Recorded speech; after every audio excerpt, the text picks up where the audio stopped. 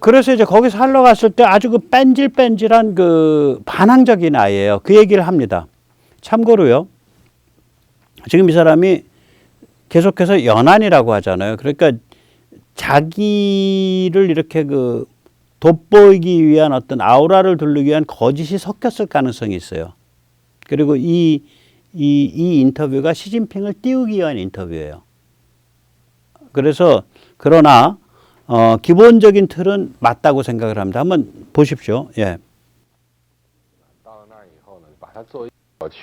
저건 예, 제가 이름을 연한이 하도 이상해서 산서 량자어로 이름을 바꿨어요. 아무리 뒤져봐도 산서 량자어에 있었지 섬서 연한에 있었다는 얘기가 없어요. 예.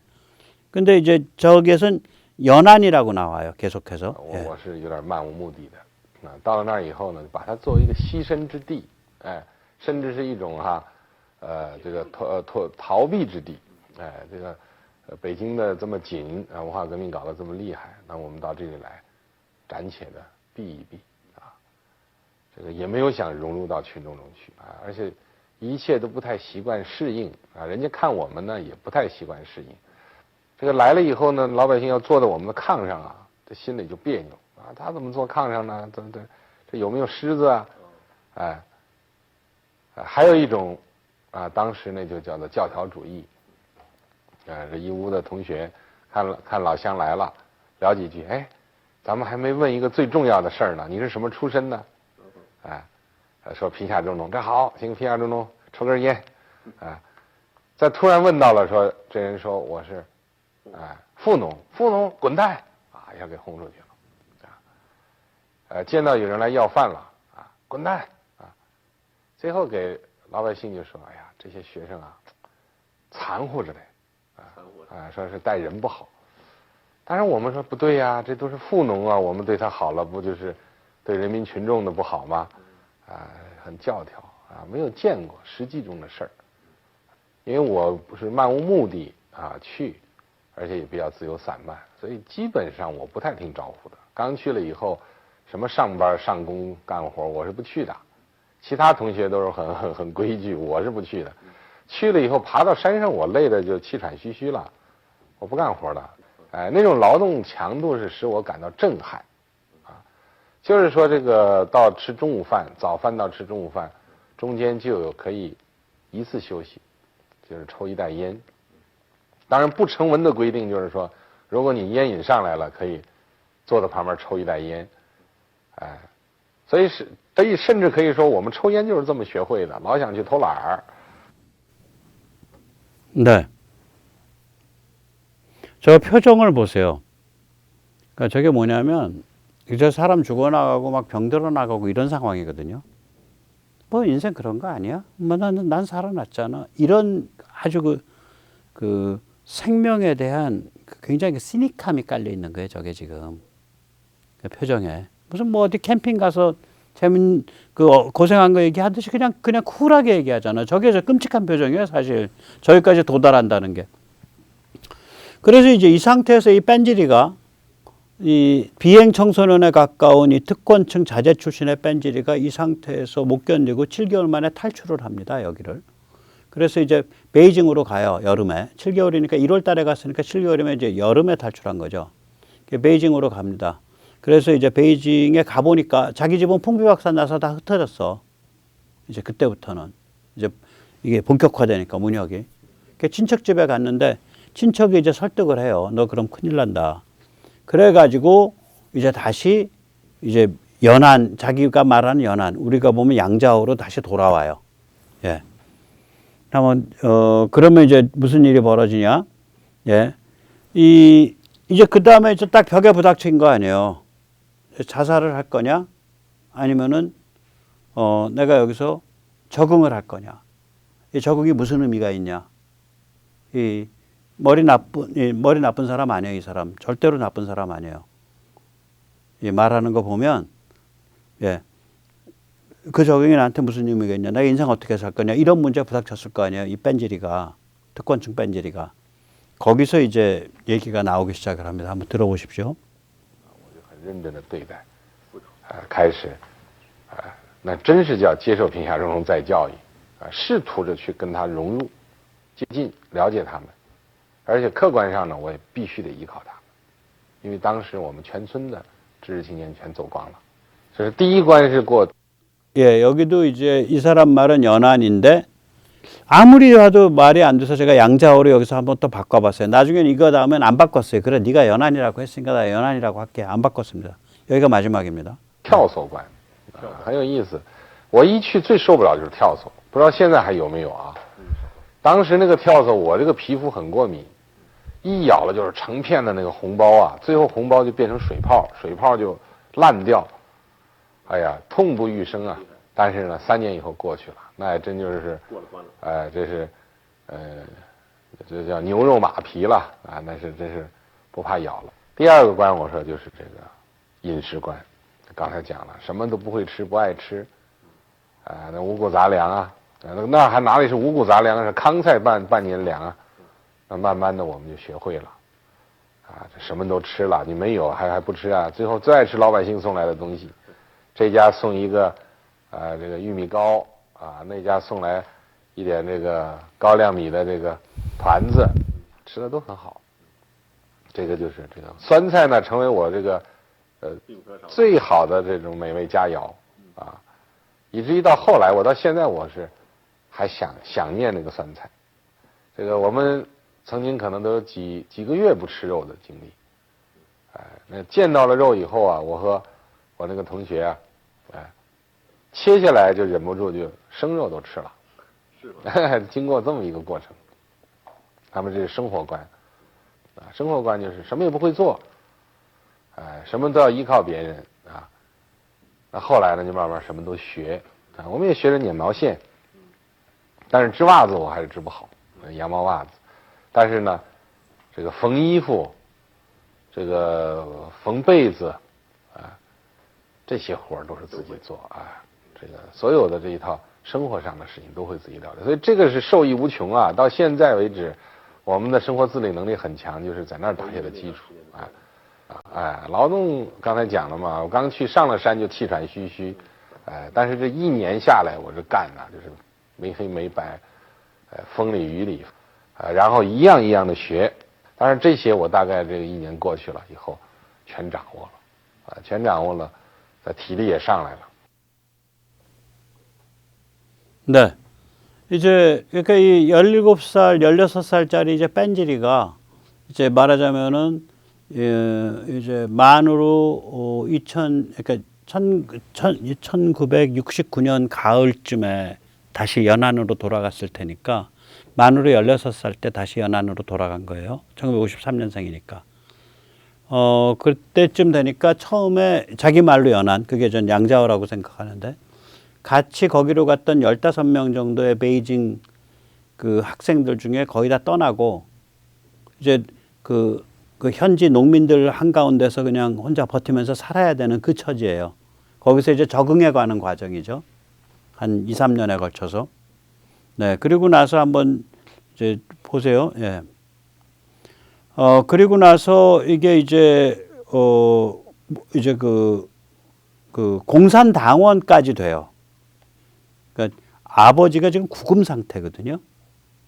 그러니까 아버지는 그 구금이 1978년에야 풀려요. 완전히 신원을 회복하는 게. 그런데 아직 지금 서슬이 18해요. 아직 모택동도 살아있고, 그 다음에 저기 누구죠? 그 사인방, 모택동의 그 몇 번째인가 뭐 여러 번째 마누라, 강청이 이끄는 그 사인방, 아주 극좌파. 거기도 다 살아있고 서슬이 18원대인데 공산당원이 돼요. 74년에. 그리고 마을 공산당 책임자가 돼요. 그리고 75년부터 청와대를 다녀요. 그러니까 칭화대를 아버지가 복권을 하고 아버지의 그걸로 들어간 게 아니에요. 물론 아버지가 여전히 그 저거 상태라 그래도 저 아버지가 워낙에 인민해방군 출신이고 워낙 힘이 좋아가지고 그 아버지의 무슨 또 아버지를 동정하는 사람들이 넣어줬을 수는 있어요. 어쨌거나 74년에 청와대 입학 허가를 받은 것 같아요. 75년부터 입학을 했으니까. 저기가 가을 학기가 아니겠죠. 봄 학기겠죠. 예, 제가 잘 모릅니다. 근데 봄학기라고 저는 생각을 하는데, 그럼 74년, 그러니까 74년에 공산당 입당하고, 마을 지도자 되고, 청와대 입학 허가 받고, 그게 다 74년에 이루어졌다고 생각이 돼요. 아버지는 여전히 구금 상태고, 가택연금인지 구금인지. 이게 이제 아버지는 78년에야 신원이 돼요. 그리고, 그러니까 모택동이 76년에 죽으니까, 그로부터 2년 후에, 그리고 이제 79년에 아버지가 광동 성장 겸 광동 군관구 정치위원, 그러니까 행정권과 군대를 같이 장악하는 그런 자리가 되죠. 예, 그래서 이제 이제 청와대로 간다고 75년에 이제 출발을 하게 되니까 마을에서 이제 청년들이랑 잘 지낸 모양이에요. 청년들이 기차를 타는 데까지 약 30km를 같이 나옵니다. 그래가지고 떠나기 전에 저렇게 기념사진을 찍어요. 예. 그러니까 영송, 시진핑 입학, 기념 이렇게 되겠죠. 75년 1월. 75년 1월이네. 맞네. 74년이니까 입학허가 받은 거예요. 74년이니까 완전히 이제 때를 벗은 거예요. 그러면 자 보세요. 69년 말에 들어가서 70, 71, 72, 73, 74 5년 동안에 뭔가 증명을 해서 5년 만에 증명을 해내가지고 정말 저 철저한 공산주의자다. 저 아버지와는 완전히 다르다. 아버지는 지금 구금 상태인지 몰라도 쟤는 진짜 백이다. 쟤는 당원 입학시켜줘. 그리고 쟤는 청와대 보내가지고 청와대 보내서 대학도 보내줘. 쟤는 일단 또 그전에는 공산당 책임자, 마을의 공산당 책임자 시켜줘. 이 상태까지 오게 될 때 여러 가지 작업을 했을 거예요, 이 사람이. 어마무시한. 갖다 부비고 충성맹세하고 또 필요하면 아버지에 대한 비판도 하고 이러면서 어마무시한 작업을 하면서 그걸 올라선 거예요. 한 걸음 한 걸음. 그래서 74년도에 완전히 올라서서 그 74년도 올라선 힘에 바탕을 해서 75년도 1월 달에 보시다시피 칭화대 입학을 위해서 기차를 타고 오는데 시골 마을에서 이제 같이 있던 청년들이 쟤는 크게 될 애인 것 같고 또 우리 마을의 공산당 지도위원이었고 우리 리더니까 가서 같이 30km를 걸어간 거예요. 걸어가서 같이 사진을 찍고 빠이빠이를 한 거예요. 이것이 이 사람의 인생에서 큰 기억이 남는 일인 것 같아요. 그래서 그날 있던 일을 이 사람이 이렇게 시진핑이 이런 식으로 회상을 합니다. 한번 들어보세요. 睡得比较晚啊，早上一起来，推开门呢，外面都站满老百姓、乡亲，但是都没有吵我，我这个就在里面睡觉，静静的等。反正我那一次是哭了，可能我是到延这个插队以后啊，可能那是最多是第二次哭，这7年之中那是第二次哭。第一次我那个大姐去世，我正在那挖防空洞，接到信以后，那个时候我哭了，但是他们大家没看到，都是找一个地方。这一次那是当众哭了，那就是当众丢脸。但是我从来没哭过，因为这是我人生的一个启程点，这个是我人生中的这个逆境中，是人生中我最需要各方面帮助的时候，而延安人民给我伸出了无私的帮助之手。我现在所形成的很多这些基本的观念，形成了很多这个基本的特点，也是在延安形成的。 예, 그러니까 그때 아무튼 기막히게 뭔가를 한 거예요, 거기서. 그래서 그 구렁텅이에서 기어 올라온 거예요. 당원이 됐고, 아버지는 반당 분자로 아주 성분이 나쁜 건데, 돼 있는 상태에서 당원이 됐고, 그 다음에 마을의 공산당 지도자가 됐고, 그 다음에 이 칭화대학에서 입학 허가를 받았고, 그 명문 중에 명문대학에서.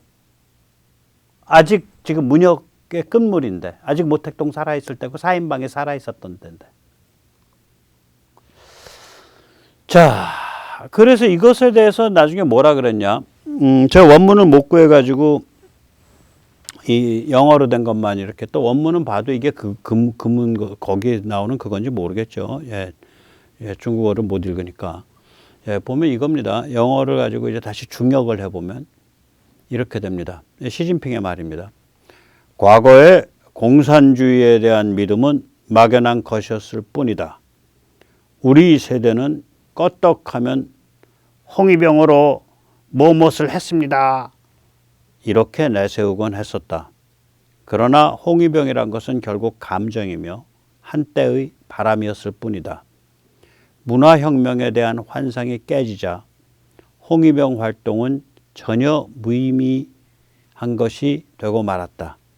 그 후 우리는 비판적 관점에서 공산주의를 다시 공부하기 시작했다. 그리고 공산주의의 요체를 깨달았다. 그 결과 오직 사회주의만이 중국을 구할 수 있다는 것, 공산주의 이상은 위대하다는 것을 깨달았다. 그리고 우리는 평생 훌륭한 공산주의자가 되기로 결심했다. 글만 보면 일종의 그 제가 말씀드리는 스톡홀름 신드롬, 그러니까 자기를 그 압박하고 자기의 생명을 위협하는 사람과 일체화시킴으로써, 그 사람의 신조와 일체화시킴으로써 자기에게 자기의 안전을 도모하고자 하는 그런 유형의 변화 과정을 겪은 걸로 보여요. 글만 보면. 그리고 그런 변화 과정을 겪었다라고 누가 말씀하시냐? 아까 본 그 Let's Real Talk의 그 유튜버께서는 그렇게 말씀을 하셔. 그런데 제가 그 전에 이제 저도 어렸을 때 침 좀 뱉고 다니고 싸움 좀 하고 다녔거든요. 중딩 말 고딩 초에. 이렇게 한 발랑 까져가지고요. 그 조숙하고 반항적이면요. 그런 종류의 스톡홀름 신드롬에 잘 안 빠집니다. 저는 좀 다르게 봐요. 이 말 자체도 다 거짓말이에요. 마음속에 있는 건 전혀 다른 거예요. 겹겹의 사람이에요. 이 사람은 표정도 안 변하잖아요. 표정이 항상 약간 우그려서 웃고 있는 찐빵 관상이잖아요. 그 사람 표정이 바뀐 적이 없잖아요. 이 전체주의 지도자들의 그 관상은요, 두 종류로 딱 나뉩니다. 뭐 젊었을 때 한참 목숨 내놓고 싸울 때는 다 이제 눈알이 뒤집어져서 이렇게 긴장한 관상이지만, 나이 들어서 최고 지도자 자리에 올라가서도 둘로 딱 나뉘어요. 저 파란 금을 친 사람들은요, 그러니까 죽는 순간까지도 악마예요. 그냥 세상 부숴버리겠다는 거예요. 그러니까 파괴야. 죽는 순간까지도.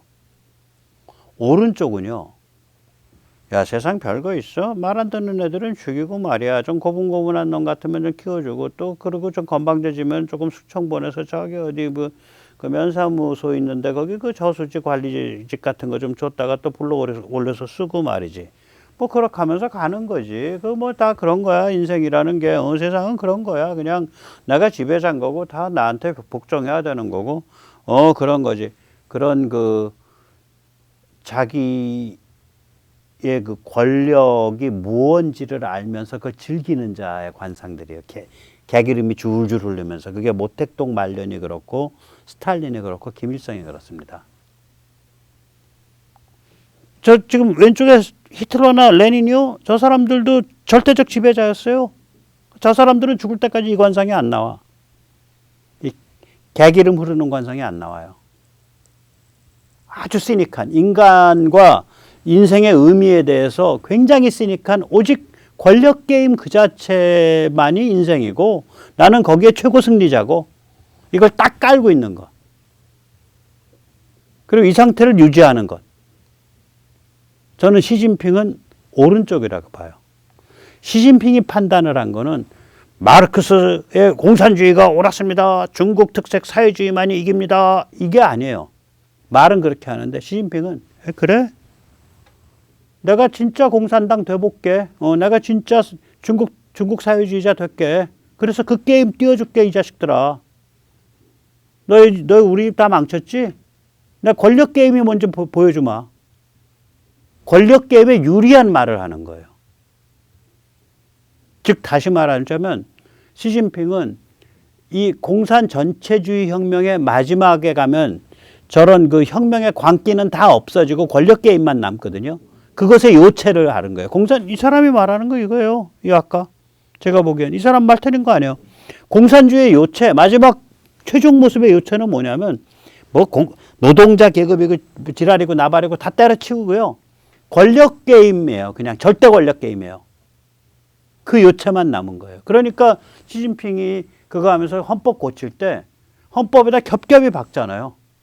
중국은 공산당이 지배하는 거고 그 공산당의 유지 영속이 최고의 국가 목적이고 그걸 헌법에다 박아 넣잖아. 즉 다시 말하자면 저기서 뭐냐면 자 보세요. 그 후 내가 그 중간부터 내가 바뀌어요. 그 후 나는 비판적 관점에서 공산주의를 다시 공부하기 시작했다. 그리고 공산주의의 요체를 깨달았다. 공산주의 요체는 결국 권력을 장악하고 권력을 독식하고 그걸 절대화하는 것이다. 그리고 그렇게 할 때만이 인간이란 이 못돼 먹은 짐승들이 말을 듣는다. 그래서 그러한 방식만이 우리 중국을 그나마 나라답게 굴려갈 수 있도록 한다. 이런 점에서 이 공산주의야말로 어떤 자들도 감히 얘기하지 못했던 그 냉혹한 진실을 제대로 밝혀주고 있다. 이런 의미에서 나는 평생 훌륭한 공산주의자가 되기로 결심했다.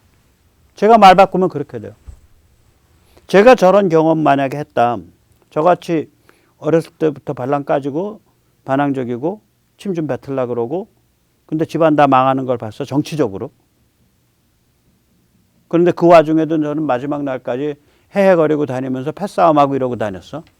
경찰에 잡혀갔는데 그 패싸움은 나는 정당하다고 생각했는데 저기 그 가난한 저 냄새나는 홍위병에 대한 우리 진짜 홍위병을 가지고 패싸움한 건데 그걸 우리 엄마가 날 이해를 못하고 나를 다시 경찰이 집으로 보냈는데 집에서 다시 경찰로 보내.